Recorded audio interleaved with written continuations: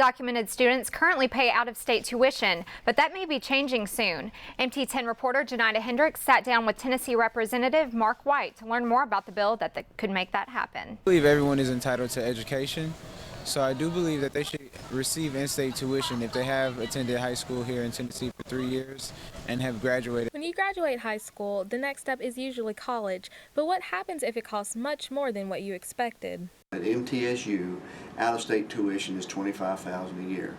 In-state tuition is $8,000 a year.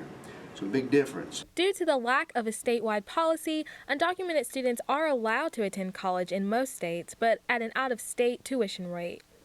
I'm at the Legislative Plaza in downtown Nashville to speak with Representative Mark White on his efforts to give undocumented college students in-state tuition. Regardless of what you believe about federal immigration policy and reform, that every individual should be able to attain a higher education. We all do better if we have students that are educated as opposed to those who are capped. Representative White is the sponsor for the bill and wants the conversation to revolve around the bigger picture. You want to go on to be a doctor, a lawyer, or an engineer, or whatever your dream is in higher education, we're just going to remove some of the financial barrier and let you go on to higher education.